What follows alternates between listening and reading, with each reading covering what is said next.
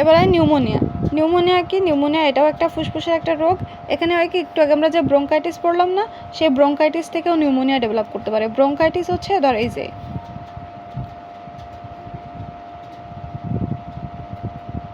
Bronchitis হচ্ছে শ্বাসনালী, ধর এই যে ট্রাকিয়া, ব্রঙ্কাই, ব্রঙ্কিওল, এইগুলোর যে ইনফেকশনটা সেটাকে আমরা বলি, বা এইগুলোর যে প্রদাহ মানে ট্রাকিয়া, ব্রঙ্কিওল, ব্রঙ্কাই, এগুলোকে এটা হচ্ছে যে ব্রঙ্কাইটিস।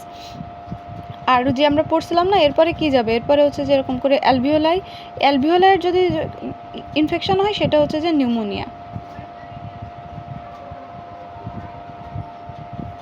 ঠিক আছে, তাহলে ব্রঙ্কাইটিস হচ্ছে তোর ট্রাকিয়া বল বা ব্রঙ্কিওল বল বা ব্রঙ্কাস বল, এইগুলোর যদি ইনফেকশন হয় বা প্রদাহ হয়, মানে এই ট্রাকিয়া, ব্রঙ্কিওল, ব্রঙ্কাস এইগুলোতে যদি ভাইরাস, ব্যাকটেরিয়া এসে আক্রমণ করে তাহলে যেটা হবে সেটা হচ্ছে ব্রঙ্কাইটিস। আর যদি ভেতরে অ্যালভিওলাইয়ের কোনো সমস্যা হয় বা অ্যালভিওলাইয়ের ইনফেকশন হয় সেটা হবে নিউমোনিয়া। তাহলে ধর ব্রঙ্কাইটিস মানে কি, ট্রাকিয়ার হচ্ছে ইনফেকশন হয়েছে, তো এই যে ট্রাকিয়ার ইনফেকশন, তাহলে এখান থেকে তো ব্যাকটেরিয়া, ভাইরাস এগুলো তো আলটিমেটলি এতে চলে যেতেই পারে, অ্যালভিওলাইয়ে চলে আসতে পারে। তাহলে অ্যালভিওলাইয়ে চলে আসলে তাহলে কী হবে? নিউমোনিয়া। তার মানে ব্রঙ্কাইটিসের একটা কমপ্লিকেশনই কিন্তু নিউমোনিয়া। তারপরে এখন এই যে বাচ্চাদের হাম হচ্ছে, এটা কিন্তু গুরুত্বপূর্ণ, এই হাম থেকেও কিন্তু নিউমোনিয়া হতে পারে। আচ্ছা, নিউমোনিয়ার জন্য যে ব্যাকটেরিয়াটা দায়ী সেই ব্যাকটেরিয়ার নাম কি? নিউমোকক্কাস। দেখ নামেই কিন্তু মিল আছে, নিউমোনিয়া, নিউমোকক্কাস। এছাড়া আরও অনেক ভাইরাস বা ছত্রাক দিয়েও হইতে পারে। তাহলে নিউমোনিয়া এখানে কি হবে? ওই যে একই কথা, শ্বাসকষ্ট হবে, কাশি হবে, কাশির সাথে কফ উঠবে, তারপর হচ্ছে যে জ্বর হবে। এই যে এখানে জ্বরটা কেমন হবে? জ্বরটা কিন্তু অনেক বেশি জ্বর হয়। আমরা একটু পরে টিবি পড়বো, মানে যক্ষা পড়বো, যক্ষাতে দেখবো জ্বর হবে কিন্তু কম। তাহলে এই যে নিউমোনিয়া আর যক্ষা, তাহলে নিউমোনিয়ার জ্বরটা হবে কি অনেক বেশি, দেখা যাবে 102, 103 এরকম জ্বর। আর যেটা যক্ষাতে যে জ্বরটা হয় সেটাতে হচ্ছে যে অল্প জ্বর থাকে, দেখা যাবে 99 জ্বর। তাহলে দুটোর মাঝখানে কিন্তু পার্থক্য এই। তারপরে বুকের মাঝখানে ঘর ঘর আওয়াজ হয়। তাহলে এখন কি করতে হবে? প্রতিকার, ডাক্তারের পরামর্শ অনুযায়ী চিকিৎসা নিতে হবে, পুষ্টিকর খাবার খাইতে হবে, বেশি বেশি করে পানি পান করতে হবে। তারপর তোর হচ্ছে যেন ঠান্ডা না লাগে, ধূমপান করা যাবে না, বায়ু দূষণযুক্ত জায়গায় থাকা যাবে না, এইসব হচ্ছে যে প্রতিরোধ। এরপরে যক্ষা।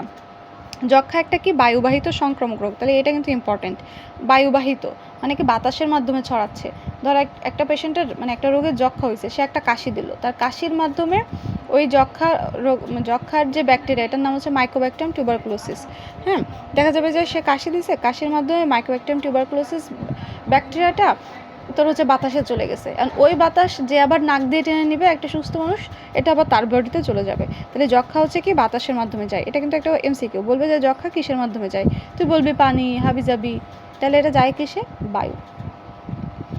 আচ্ছা, এটা কিন্তু শুধু বায়ুর মাধ্যমে যায় এরকম না। ধর যে তোর হাতে কোথাও একটা ধর কারো একটা হাতে কেটে গেছে কোথাও, এখন তোর ওই কাটা জায়গায় একটা যক্ষা যার হয়েছে সেরকম একটা রোগীর রক্ত যে পড়লো, তাহলে তো ওখান থেকেও তার হইতেছে যক্ষা হইতে পারে। আবার হচ্ছে মনে কর যে যক্ষা হয়েছে এরকম কোনো গরু বা ছাগলের দুধ পান করলে সেক্ষেত্রেও যক্ষা হইতে পারে। আচ্ছা, আরেকটা জিনিস, এই যে এখানে তো আমরা সবগুলো পড়তেছি শ্বাসনালী বা ফুসফুস সংক্রান্ত। তো যক্ষাও মেইনলি হচ্ছে যে ফুসফুসে হয়, কিন্তু এছাড়া কিন্তু ফুসফুস ছাড়াও যক্ষা পুরো শরীরের সব জায়গায় হইতে পারে। এটা পরিপাকতন্ত্রে হইতে পারে, এটা ব্রেনে হইতে পারে, এটা কিডনিতে হইতে পারে, সব জায়গায় হইতে পারে, হার্টডিতে হইতে পারে। তো মেইনলি ফুসফুসে হয় কিন্তু অন্যান্য জায়গায়ও হয়। এই যে কি তোর হচ্ছে যে কোন ব্যাকটেরিয়ার মাধ্যমে হচ্ছে? Mycobacterium tuberculosis. তার মানে কিন্তু আমরা এখানে দুইটো ব্যাকটেরিয়ার নাম পড়ে ফেললাম, একটা হচ্ছে নিউমোনিয়া, সেটা হচ্ছে যে নিউমোকক্কাস, আর একটা হচ্ছে যে যক্ষা, সেটা হচ্ছে মাইকোব্যাকটেরিয়াম টিউবারকুলোসিস। এটা আমরা কি করি এখানে হচ্ছে যে, আচ্ছা যক্ষাতে একটা ব্যাপার আছে, যক্ষাতে 3 সপ্তাহের বেশি সময় ধরে কাশি থাকে। আর এখানে যে জ্বরটা থাকে, এই জ্বরটা কিন্তু হচ্ছে যে মানে খুব বেশি বাড়ে না, মানে জ্বরটা অল্প জ্বর থাকে, এবং সেই দেখা যায় কি এটা বিকালে বা রাত্রের দিকে হয়।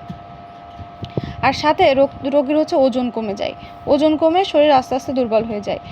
এই পুরো তোর এখানে 5টা ডিজিজ আছে, 5টা রোগ আছে। এই 5টা রোগের মধ্যে দেখ, আমরা নিউমোনিয়াতে পাইলাম জ্বর হচ্ছে অনেক বেশি থাকে, ধর 102, 103 এরকম।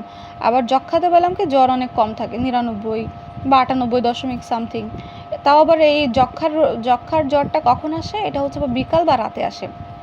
আবার এই যে যক্ষাতে কিন্তু রোগীর ওজন কমে যায়, এই সেম ওজন কমে যায়। আর একটা হচ্ছে যে ক্যান্সারে, তাহলে যক্ষা আর ক্যান্সার এই দুটোতে হচ্ছে ওজন কমে। তারপর কাশির হচ্ছে 2টা ডিউরেশন দেওয়া আছে।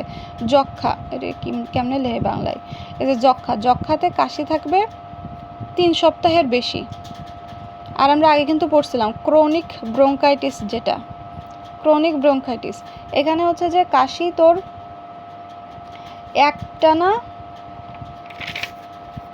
একটানা 3 মাসের বেশি কাশি থাকবে, এবং তাও দেখা যাবে কি পরপর 2 বছর, মানে এই বছর হয়েছে আবার পরের বছর হলো, বা গত বছর হয়েছে এই বছর আবার হয়েছে, এরকম পরপর 2 বছর এরকম থাকবে। তাহলে এটা হচ্ছে যে যক্ষা আর ক্রনিক ব্রঙ্কাইটিস। তাহলে এখানেও কাজকে যক্ষা হইলো, তাহলে তুই ডাক্তারের পরামর্শ অনুযায়ী ওষুধ খাবি। তারপরে হচ্ছে যক্ষা রোগীর কফ বা থুথু, এটা হচ্ছে মাটিতে পুঁতে ফেলতে হবে যেন বাতাসে না উড়ে যাইতে পারে। তারপরে নিয়মিত খাবার টাবার খাইতে হবে, একদম হচ্ছে যে ওষুধ ইচ্ছা মতো বন্ধ করা যাবে না।